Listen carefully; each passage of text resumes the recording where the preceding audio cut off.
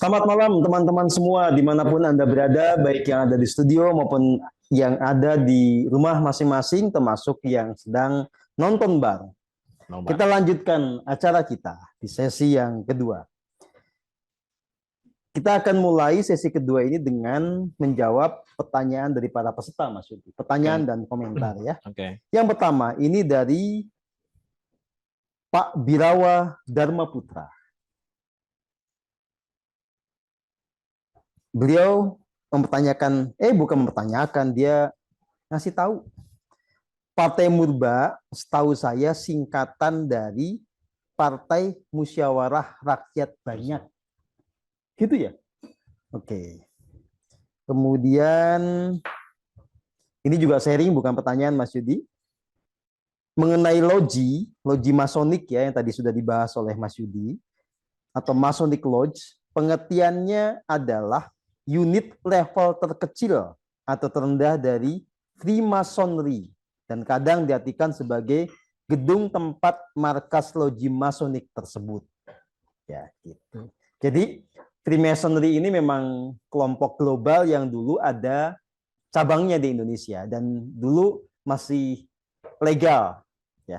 Tapi sejak tahun 60-an itu dianggap ilegal di Indonesia ya. Dilarang Bung Karno. Dilarang oleh Bung Karno. Nggak tahu Bung Karno yang mana. Kalau saya belum paham.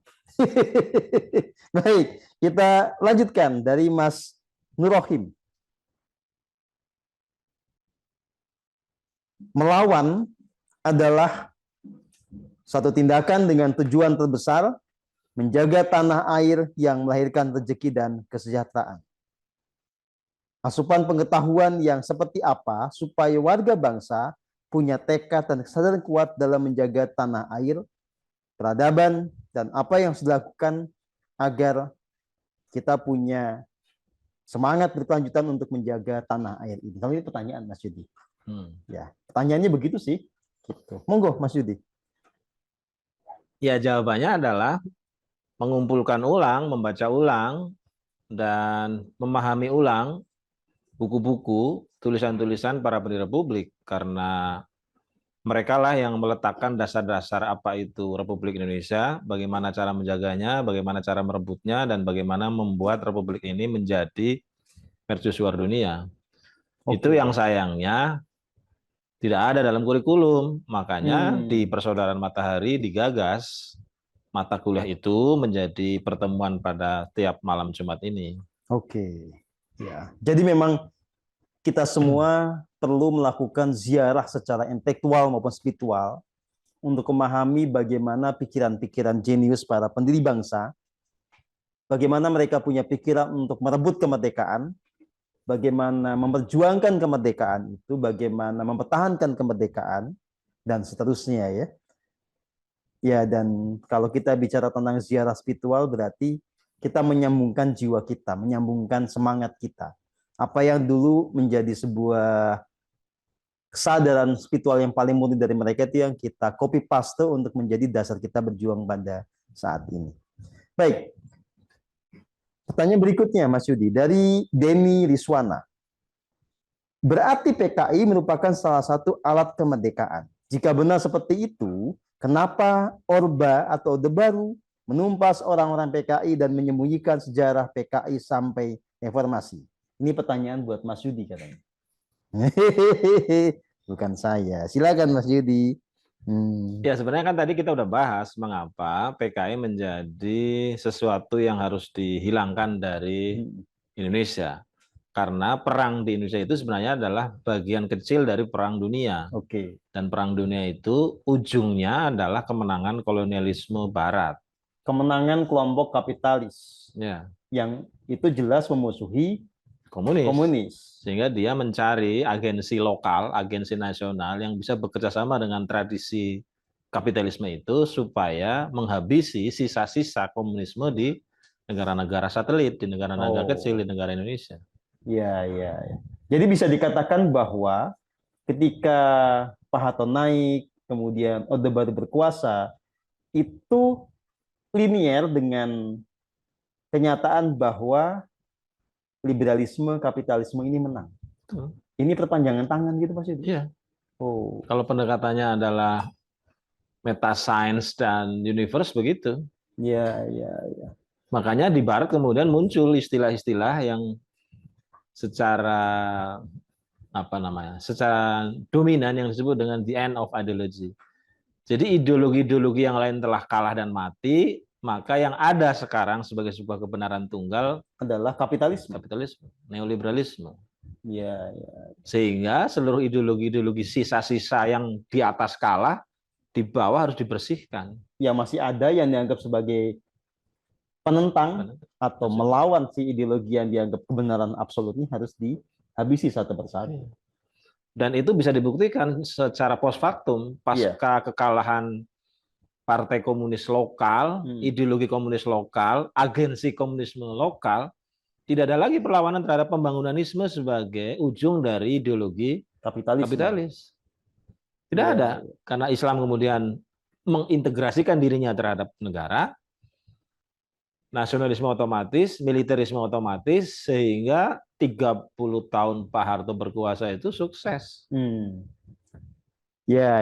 Jadi sangat logis kalau kemudian aktor-aktor yang revolusioner ini kemudian dibungkam, kemudian ideologi revolusioner juga dimatikan. Ya. Itu juga yang kemudian membuat kelompok-kelompok Islam yang ideologis waktu itu bergerilya di bawah tanah. Yang muncul kemudian pasca reformasi menjadi partai-partai yang dibolehkan menggunakan Islam.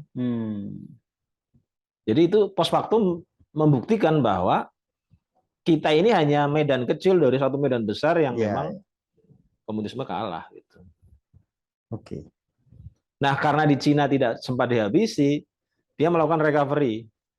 Dan kemudian sekarang quote in quote menang. Kita habis total, akhirnya ya menjadi negara periferal karena tidak ada lagi kekuatan yang mampu, jangankan melawan, mengimbangi cara berpikirnya saja nggak ada. Jadi seluruh ilmuwan saat itu menjadi part of state, yang state itu adalah memamah dan menyadong kepada tradisi Barat. Di tahun 98-an kan sebetulnya ada yang mencoba untuk menghidupkan kembali tradisi perlawanan ini. Ada kelompoknya Budiman Sujatmiko dan teman-teman kan, makanya ada PRD. Partai Rakyat Demokratik kan. Gitu. Cuma itu juga pada akhirnya cuma sumber jagung, dan para dedengkotnya sekarang menjadi bagian dari kekuasaan yang tidak lagi punya elan vital perjuangan seperti semula. Ya, jadi intinya begini, sulit sekali mengatakan bahwa Orde Baru itu berdiri sendiri. Oke. Karena sulit sekali, maka kita tahu bahwa pakai pendekatan analisa apapun, terutama yang post factum, mengatakan bahwa Orde Baru itu hanya bagian dari kepanjangan tangan kapitalisme internasional dan global. Ya. Itu. Oke. Jadi begitu teman-teman semua, sehingga semua yang dianggap lawan dari kapitalisme global ini pasti akan dihabisi, ya. Gitu.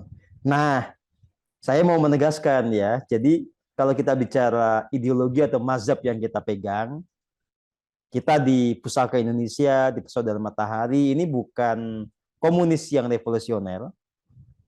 Kita bukan religius yang revolusioner. Kita adalah mistikus yang revolusioner. Yang kalau menggunakan terminologi kebangsaan, kita adalah Pancasilais yang revolusioner. Ya, gitu. Jadi kita bukan kelompok yang ngomongnya Pancasila tapi ngerampok. Kita bukan kelompok yang menjual nasionalisme padahal kita menggadaikan negara. Kita nggak begitu. Kita mau betul-betul konsisten antara apa yang kita pikirkan, kita katakan, dan kita lakukan. Jadi kalau teman-teman nanti ditanya gitu ya, ideologinya apa? Jawabannya tadi, mistisisme revolusioner atau Pancasila yang revolusioner. Ya kan, siapa tahu nanti ditanya entah sama wartawan sama siapa, dituduh Anda komunis ya? Bukan, Pak. Kami mistikus yang justru dilawan oleh para komunis kan, gitu. Tapi kita mistikus yang revolusioner. Kita sangat bertuhan tapi bukan Tuhan yang tadi dianggap kalau apa-apa, nggih, mboten napa-napa sampun kesaning Gusti, nggak begitu. Ya, kalau salah ya salah gitu ya, karena memang di dunia ini dimungkinkan adanya kesalahan yang dibuat oleh manusia sendiri dan itu bisa lawan bisa diperbaiki. Baik, ini ada pertanyaan, tapi Mas Judi nggak mungkin bisa jawab. Karena Mas Judi nggak ada di sana. Pertanyaannya begini nih dari Louis Wijaya. Bagaimana waktu Tan Malaka dieksekusi? Gimana jawabnya Mas Judi? Bukannya eksekutor? Dia nggak ada di sana nonton. Kamu sih nanya yang enggak. Tapi jangan-jangan bisa nerawang. Ya dari kisah-kisahnya buku ada. Gimana kalau di kisah buku gimana? Ini ceritanya gimana? Ya, jadi kalau laporan-laporan wartawan yang ada di media, di koran, di TV, di radio, kemudian ada yang riset dan dibukukan, kondisinya memang waktu itu dia ditangkap. Lalu tanpa ditanya, digiring di pinggir sungai. Lalu baru diajak negosiasi. Bersama Indonesia atau pikiran Anda bagaimana? Dia menjawab, pikiran kami soal Indonesia itu adalah 100% merdeka. Tembak. Dor. Ya. Tapi ketika ditembak itu dia ketakutan nggak? Mas Judi tahu nggak? Kalau dalam riset-riset itu enggak. Dia tegar gitu ya. Ditembak itu dihadapi dengan perwira. Jadi bukan manusia cemen ya. Makanya kalau dalam tulisan beberapa orang itu yang mungkin terlalu memujatan, saya nggak tahu juga. Ada aspek biasnya begini. Saking tegarnya dia menghadapi perlawanan itu, sudah jadi mayat pun masih membuat tentara mangkel. Karena saking mangkelnya dia dibuang ke Sungai Berantas. Ada kisah seperti itu. Ada reportase seperti itu. Jadi udah jadi mayat masih jengkelin. Jengkelin. Kan musuh tentara itu sebenarnya adalah tentara satria. Kalau kita bicara perang ya, kita akan sangat kagum sekaligus respek kepada tentara yang satria. Dan kalau dia kalah, kita itu sebel-sebel sekaligus kagum. Nah, cerita-cerita seperti itu muncul sangat banyak di kelompok-kelompok Tanis.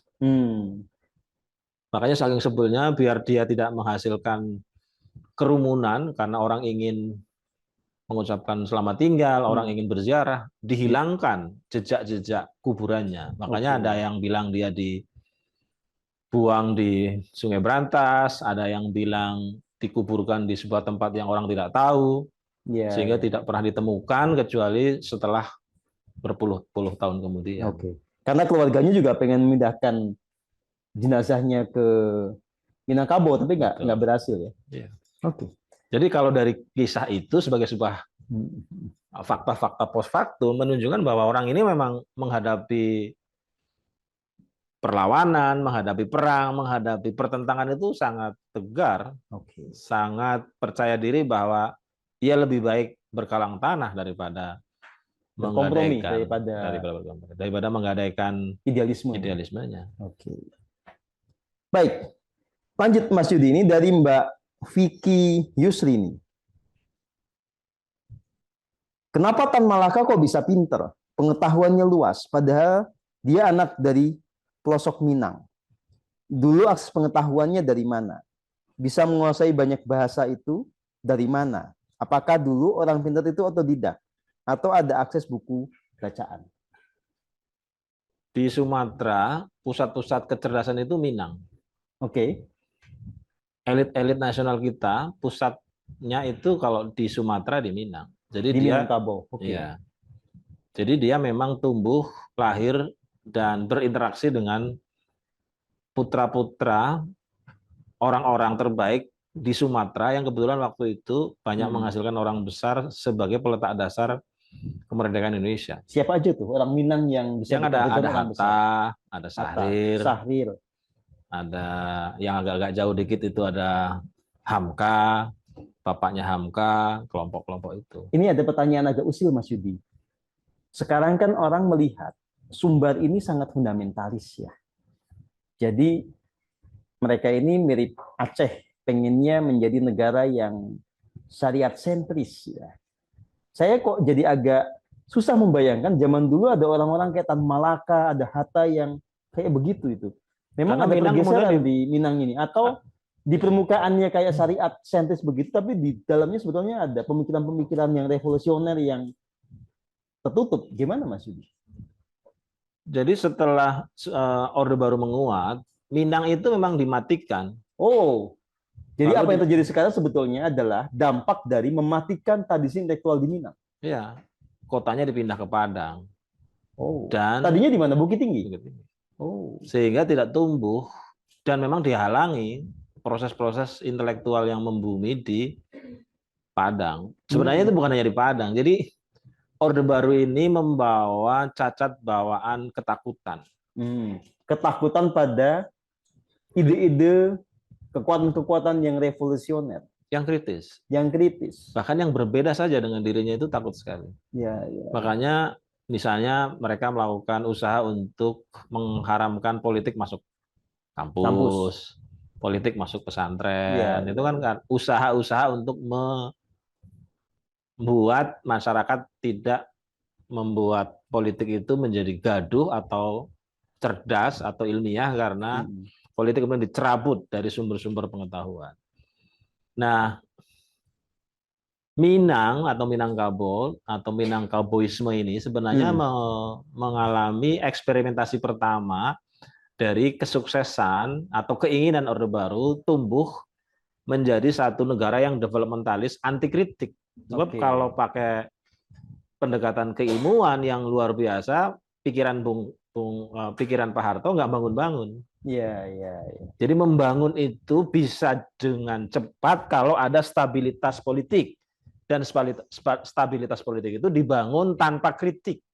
Jadi orang-orang pinter diam. Jangan cerewet. Atau kota-kota yang dulunya adalah kota-kota yang melahirkan orang-orang pinter itu dipindah ke tempat-tempat lain supaya tradisinya keputus. Kampus-kampus juga begitu kan. Zaman Orde Baru itu kampus misalnya di kota A terlalu menjadi pusat gerakan perlawanan, dipindahin kemana dengan alasan macam-macam.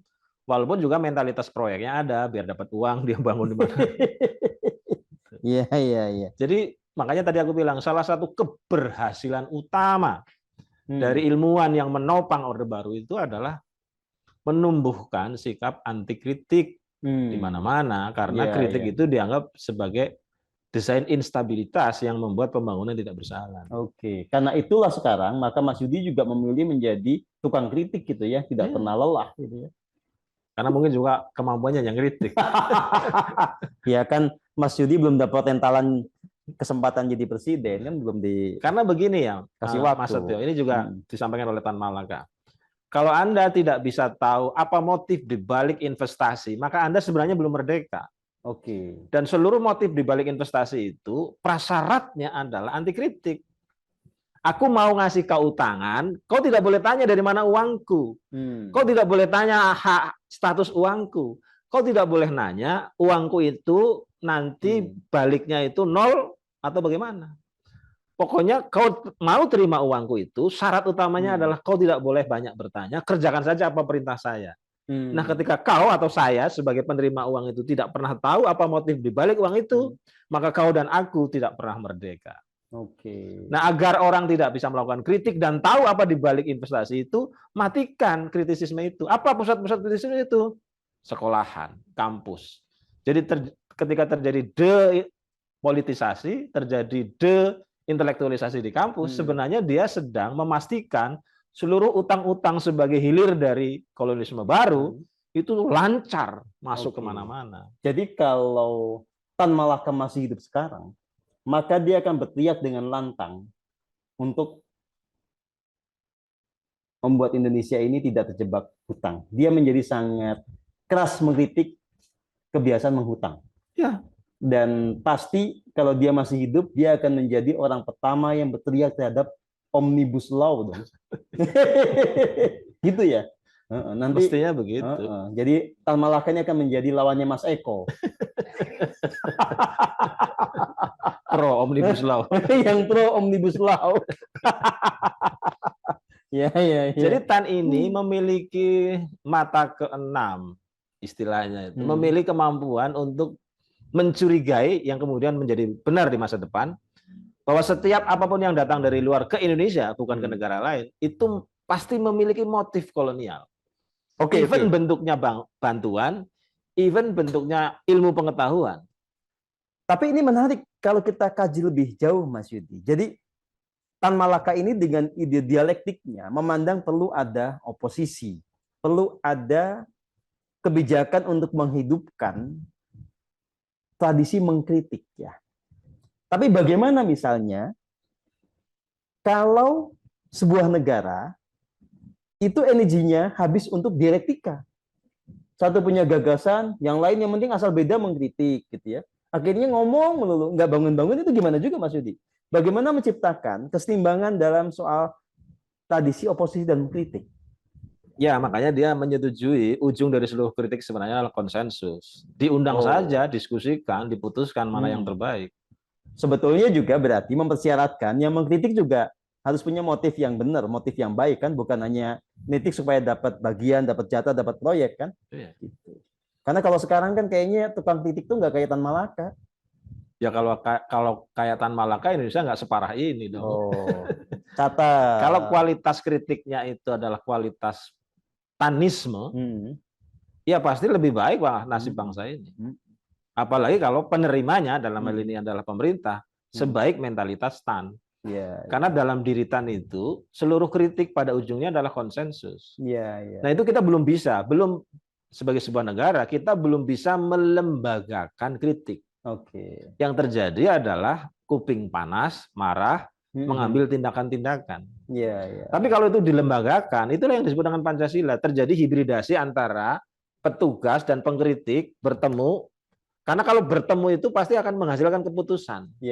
Dan di situ dibangun konsensus. Betul. Artinya kalau misalnya tiba-tiba hanya sebagian dari kritik saya diterima, dan itu konsensus, saya harus terima. Sebagai pengkritik juga jangan kemudian nanti di luar ngomongnya beda gitu ya. Iya.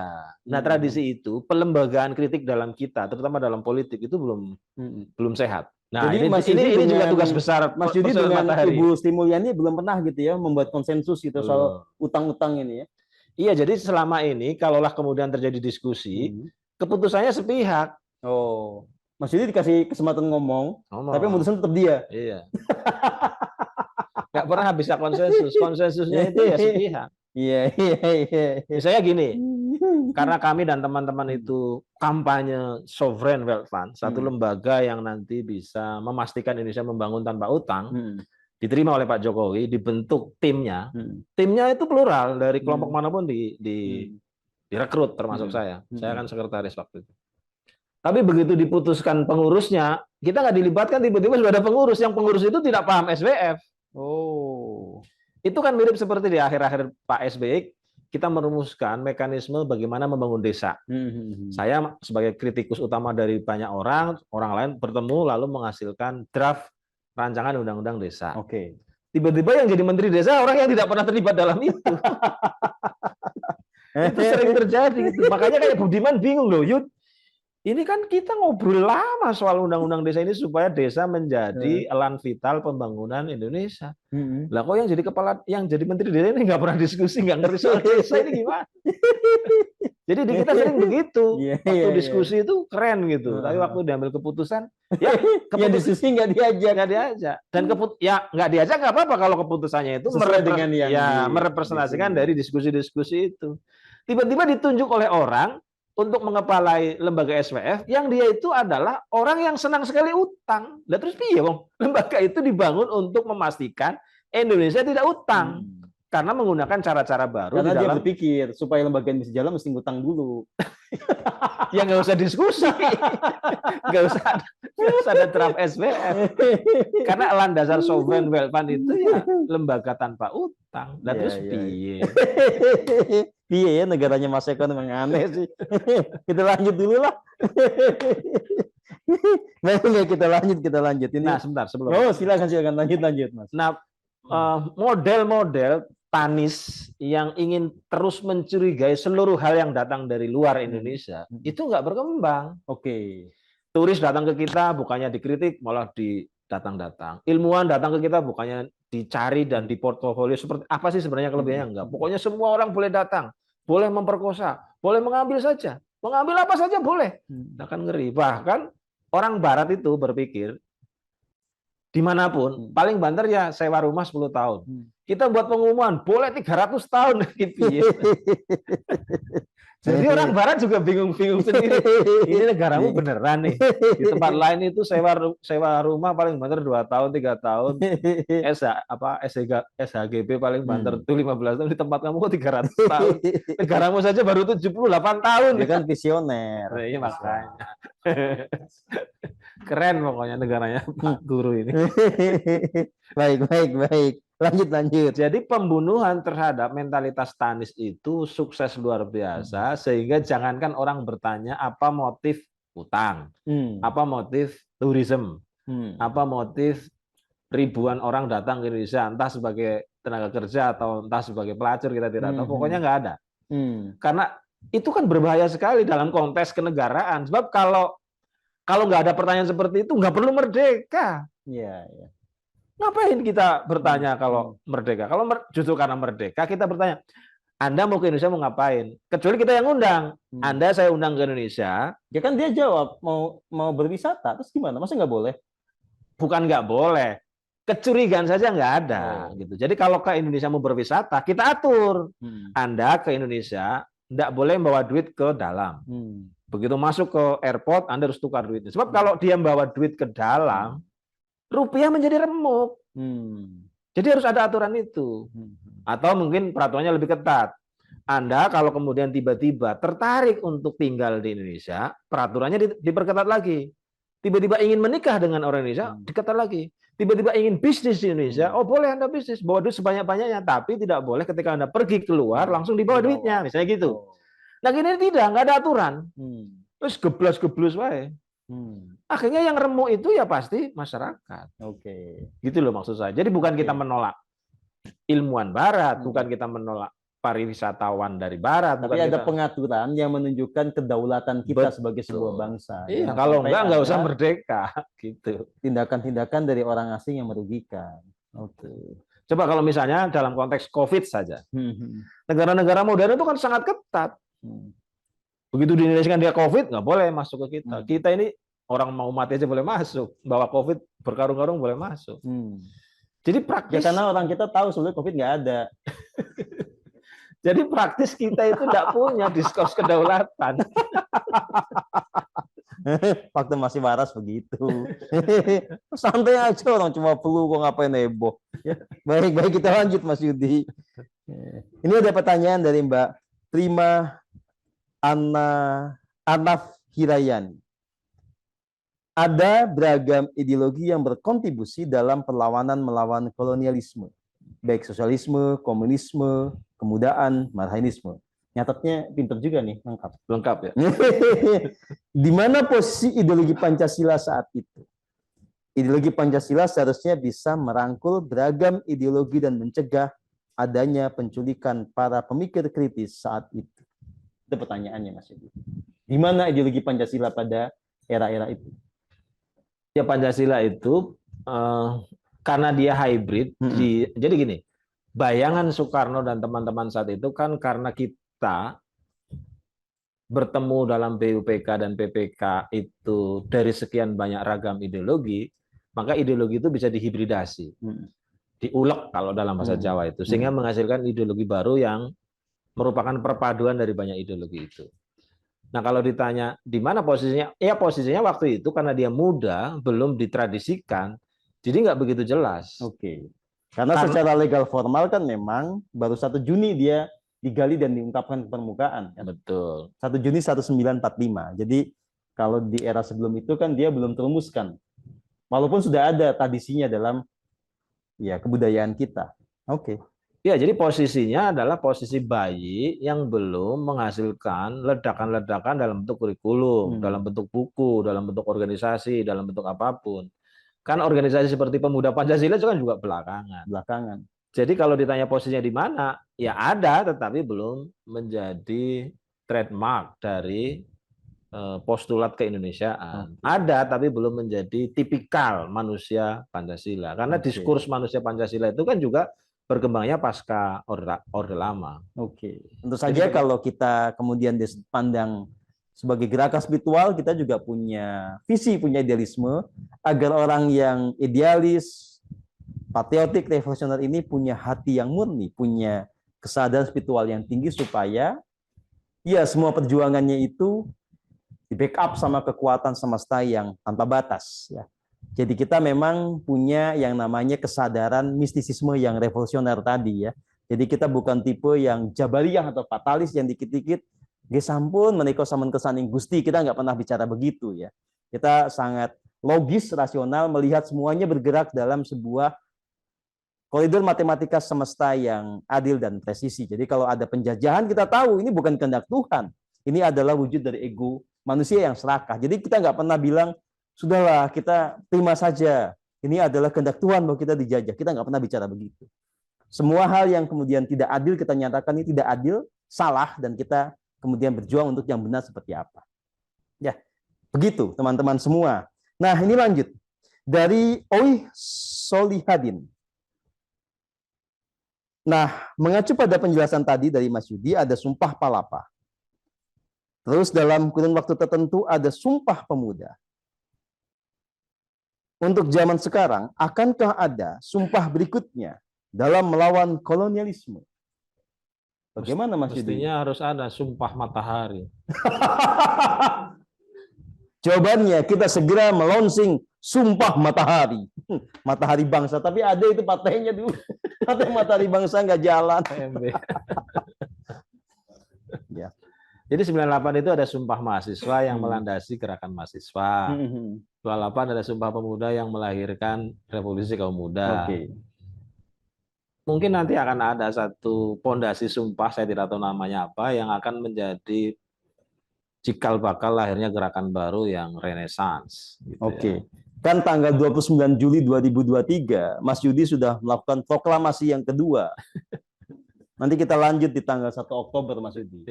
Boleh kita bikin sumpah di itu, Mas Yudi? Boleh. Jadi dalam gagasan kita itu, selain nanti ada banyak pentas ya, orasi kita dispesifikan. Jadi Mas Yudi nanti orasi politik ekonomi, saya orasi kebudayaan. Istilahnya begitu, Mas Yudi. Supaya apa namanya memang berbagai aspek nanti kita bisa genapi di situ ya. Ya, kita tunggu aja wangsitnya. Nah, kalau kita masih begitu, kita lihat nanti tanggal 1 Oktober kayak apa ya. Kita nggak kayak Tan Malaka yang nggak percaya sama wangsit. Kalau kita masih percaya. Tapi kita tetap revolusioner. Baik, dari Titya Sumarsono, dari Jogja nih Mas Yudi. Profesor Yudi, kira-kira kalau Tan Malaka masih hidup di Indonesia saat ini, apa yang akan dia lakukan? Kalau saya yang jawab sih, dia akan mendaftar ke Saudara Matahari. Nggak tahu kalau Mas Yudi yang jawab, silakan Mas Yudi. Karena dia kagum, ada mistisisme yang revolusioner kan dia. Dia nanti kayak Mas Yudi itu gitu. Silakan Mas Yudi. Mungkin ya, bayangan saya kalau dia masih hidup ya dia kayak saya. Bedanya saya menikah, dia enggak. Iya. Sebenarnya ada mimpi dia yang belum selesai itu. Yang nanti ini menjadi apa namanya? Jawaban dari kegunaan kelompok spiritual. Oke. Jadi Tan bilang begini. Peradaban-peradaban besar itu selalu bertumbuh pada segitiga pengetahuan. 1, spiritualisme, 2, intelektualisme, 3, kapitalisme.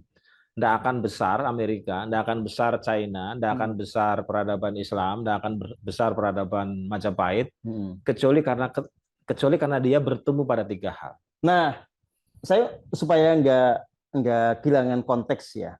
Inilah yang saya tafsirkan sebagai Trisula Weda, Mas Yudi. Jadi dalam nujuman Joyoboyo itu, salah satu ciri dari Satya Piningit katanya begitu. Dia itu punya Trisula Weda. Nah, sebagian orang kan menafsirkannya secara material banget ya. Jadi dia harus megang Trisula. Gitu. Padahal sebetulnya ya kita nggak akan bisa apa-apa kalau hanya megang Trisula, dijual juga emang berapa harganya kan. Susah lah ya. Yang sebetulnya betul-betul realistis adalah Trisula ini mewakili spiritualisme, intelektualisme, dan kapitalisme. Karena kapitalisme yang didasari spiritualisme dan intelektualisme tidak akan menjadi jahat, dia akan menjadi benevolent kapitalisme. Jadi kalau saya Mas Yudi, ya itu idenya nggak komunis, nggak sosialis.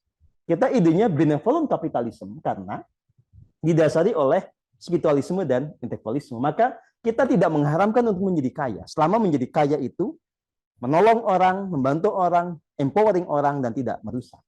Ya. Gitu Mas Yudi. Ya. Mau ikutan nggak? Enak loh jadi Kan kaya. udah itu. daftar. Jadi sebenarnya kalau mimpitan itu bisa dituliskan, lalu Tan Malaka masih hidup, pasti akan ke situ. Karena dia tahu bahwa ternyata perjuangan dia di dalam menghancurkan spiritual quote in quote zaman dulu yang identik dengan mistisisme, identik dengan Jabariyah, identik dengan percaya kepada dunia hitam, berubah menjadi elan vital perlawanan karena dia menemukan di tempat-tempat lain yang juga sufi melawan. Maka segitiga itu sebenarnya bisa dibentuk, dijadikan tradisi gitu. Karena gini, kritik terbesar dari kelompok-kelompok timur terhadap barat kan barat itu peradaban yang full intelektual, full kapital, minus spiritual. Peradaban timur yang terjadi waktu itu atau yang nanti kita akan sempurnakan adalah peradaban yang full spiritual, full dukun lah kira-kira gitu, minus kapital, minus intelektual. Jadi kita itu minusnya 2. Bagaimana dengan mengalahkan dunia barat yang minusnya cuma 1? Makanya harus dilengkapi itu kaki yang 2 ini, kaki intelektualisme dan kaki kapitalisme. Sebenarnya kalau kita merujuk ke Eropa kuno Mas Yudi, ini yang saya temukan ya. Saya 2 kali kan ke Edinburgh ya, sekali ke London, dan itu saya coba menjajaki, melihat apakah ada akar-akar spiritualitas di sana. Nah, kalau mundur ke sekitar abad ke-5, yang sekarang di sana cuma menjadi semacam mitologi tentang adanya King Arthur, Merlin, Ksatria Avalon, dan macam-macam ya, yang itu tidak dipahami sebagai sebuah sejarah yang progresif, yang revolusioner.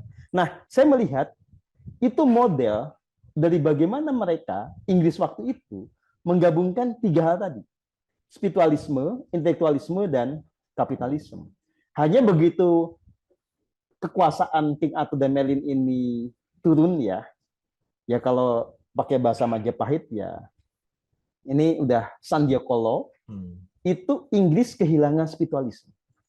Yang bertahan adalah kapitalismenya, plus intelektualisme. Sehingga kemudian dia menjadi agresor global, dia menjadi kolonialis yang sangat luar biasa. Itu adalah sebetulnya era-era kegelapan. Era-era kegelapan dalam arti kuasa kesetakan kemudian menunggangi sebuah bangsa. Ya. Nah, sebetulnya kita berharap segitiga ini nih bangkit di mana-mana, tidak hanya di Nusantara. Karena kita tidak ingin menjadi pemenang yang mengalahkan orang lain sebetulnya, tapi kita tumbuh bersama. Makanya visi kita tidak pernah kita ini menjadi bangsa yang menang sendiri. Visi kita adalah menjadi bumi surgawi. Kita menjadi versi terbaik dari diri kita, orang Inggris menjadi versi terbaiknya, dan seterusnya. Termasuk orang Arab, kita tidak pernah membenci orang Arab. Ya. Nah, begitu. Dan ini yang menjadi visi perjuangan kita. Dan ini ada pertanyaan dari penanya terakhir. Tapi saya kasih sebelum ini penting juga. Oh, penting. Silakan Mas Yudi. Ternyata ya kita bukan surplus spiritual dan minus intelektual, minus kapital. Kita minus semuanya, Mas Yudi. Nah, ya karena ternyata spiritual yang berkembang di kita itu adalah spiritualisme yang negatif. Iyalah. Yang kemudian diputar oleh kolonialisme itu supaya menjadi racun bagi kita. Betul, tapi ternyata salah. Seakan-akan itu Tuhan, ternyata bukan. Jadi kerja Anda dan saya itu bukan sekedar seperti yang mimpinya Tan Malaka yang 3 itu, di mana sudah ada 1. Dari 0 semua. Dari 0 semua, jelas kalau itu. Dan tampaknya Mas Yudi baru lihat spiritualitas yang sehat sekarang. Kemarin dia, coba diskusi kita pertama di Depok itu kan, kita senyum-senyum aja lihat Mas Yudi itu ya. Tapi kan wajar, karena itu fakta yang di lapangan. Begitu dengan kata spiritualis kan, ya udah begitu ya. Gitu. Ya kita bersyukur Mas Yudi sudah dapat hidayah lah ya. Saya jadi murid, jadi kan harus dapat poster. Kalau disampaikan ada yang lain iri. Kok ini baru datang langsung dapat pencerahan? Nah, iri. Jadi saya nggak berani ngomong gitu. Tapi kan harus diakui ya. Siapa tahu pencerahannya baru datang sekarang. Iya dong. Itu penting karena tanpa pencerahan spiritual kita tidak akan bisa punya kekuatan yang cukup besar untuk melawan Leviathan melawan raksasa yang luar biasa, kan nggak mungkin lah gitu ya. Ya. Gitu. Baik, ini penanya terakhir. Admira Dwi Caesaria, tahu nggak siapa orangnya? Enggak. Itu Mbak Rasul. Nama aslinya itu. Luar biasa. Berarti dia Tan Malaka, namanya banyak. Jadi pertanyaannya adalah Profesor Yudi, Mas Prof Yudi, benarkah peristiwa G30 SPKI adalah merupakan rekayasa United States of America atau CIA sebagai pemimpin kolonialisme kapitalisme Barat yang selalu menjadi polisi dunia untuk menghancurkan Soekarno? Silahkan. 55% betul. 55% betul. Kenapa 55%? Sisanya adalah desain dari aktor lokal yang ingin memastikan sektornya berkuasa atas sektor yang lain. Jadi ada kolaborasi ya. Iya. Jadi sehebat apapun agresi dari luar, kalau di dalam tidak terjadi pengkhianatan, Nggak mungkin. Ya seandainya mungkin biasanya habis kayak puputan gitu. Iya, iya. Jadi kenapa agresor itu berhasil? Karena ada temennya, ada proksi. Ada proksi. Dan kebetulan proksi-proksi ini punya kepentingan sendiri. Iya, bukan hanya punya kepentingan, dia juga merasa ini cerita-cerita pinggiran ya. Merasa bahwa selama ini dia jauh dari Soekarno. Makanya Ong Hoka menyebut ini hanya pertarungan internal antara Korps Angkatan Darat melawan angkatan yang lain karena angkatan yang lain dianggap dekat dengan Soekarno. Dianggap mendapatkan privilege. Gitu. Ya, karena Bung Karno kan visinya itu negara maritim. Sementara kan mungkin faksi Angkatan Darat mengatakan ini negara daratan gitu. Sama kita punya ide negara Gatot Kaca, makanya Angkatan Udara diperkuat ya. Ya gitulah ya. Emang nggak gampang ternyata untuk menciptakan kebijakan yang timah dengan legowo semua pihak ya. Tapi apapun juga, ini adalah sejarah masa lalu kita. Sejarah pahit yang tidak perlu kita ulang. Ya, kita punya tantangan ke depan untuk membangun ya negara ini, memperbaikinya dengan lebih smooth tanpa tragedi yang baru ya. Kita berharap seperti itu dan kita bekerja untuk itu dengan kekuatan spiritual kita. Mas Judi, demikian yang bisa kita lakukan pada momen ini. Kita masih punya 2 sesi lagi ke depan. Di minggu keempat dan minggu kelima. Kalau sesuai dengan jadwal sih, kita akan membahas Sultan Syahrir dan membahas Jenderal Sudirman. Padahal sebetulnya masih banyak tokoh-tokoh yang lain, ya. Ki Hajar Dewantoro, Ki Ageng Suryo Mentaram, Sultan HB9, Hos Cokro Aminoto, ya. Banyak sekali ya. Jangan-jangan kita perlu lanjut sampai serial berikutnya, tidak cuma 5 seri ya. Ya kita mengalir sajalah. Nah ini bahasa spiritual nih. Menunggu wangsit. Menunggu wangsit. Baik, terima kasih teman-teman semua atas partisipasi Anda. Terima kasih buat tim panitia. Ini keren sekali ya. Saya sangat senang, sangat bangga bahwa kita bisa melakukan hal yang berguna karena Mas Judi menunggu sekitar 20 tahun agar ide ini realisasi. Ya.